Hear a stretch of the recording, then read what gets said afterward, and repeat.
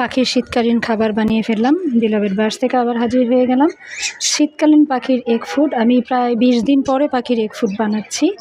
কারণ হচ্ছে পাখির বাচ্চা হয়েছে ডিম থেকে, তো বাচ্চা হওয়া অবস্থায় একদম ছোটো অবস্থায় ডিম দেওয়া যাবে না, মিনিমাম 10 থেকে 15 দিন। আমার সবচেয়ে বড় পাখিটা 20+ ডেজ হয়ে গেছে, সবচেয়ে ছোটোটারও আজকে সম্ভবত 10 ডেজ হয়েছে বা 11 ডেজ হয়েছে। তো সেই জন্য আমি আজকে প্রথম এতদিন পরে এগ ফুড বানালাম, এবং এটা শীতকালীন এগ ফুড। দ্যাট মিনস শীতকালে যে সবজিগুলো পাওয়া যায় সেটা দিয়ে বানিয়েছি। এখানে আমি লাল শাক নিয়েছি, এটা হচ্ছে আপনার পটল কুচি করা। প্রত্যেকটা সবজি কিন্তু আমি ধুয়ে নিয়েছি, ধুয়ে তারপরে কুচি করেছি। এটা হচ্ছে মিষ্টি কুমড়া, এটা অবশ্যই ডিম। এগ ফুড বানাবো, ডিম হবে না এটা কেমন কথা।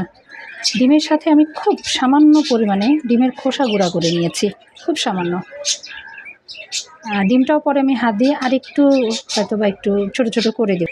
এরপরে অবশ্যই আছে শীতকালীন তাজা ধনিয়া পাতা, এবং এটা হচ্ছে পালং শাক। আমি সেচি শাকও দিই, কলমি শাকও দিই, তবে শীতকালে সবচেয়ে বেশি পাওয়া যায় পালং শাক, যার কারণে পালং শাকটাই এখন বেশি দেওয়া হবে।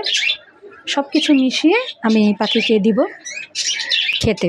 আপনারা এরকম করে শীতকালে বানিয়ে পাখিকে খেতে দিবেন, পাখির স্বাস্থ্য ভালো থাকবে, সতেজ থাকবে পাখি। ভালো লাগলে লাইক, কমেন্ট, শেয়ার করবেন। আল্লাহ হাফেজ।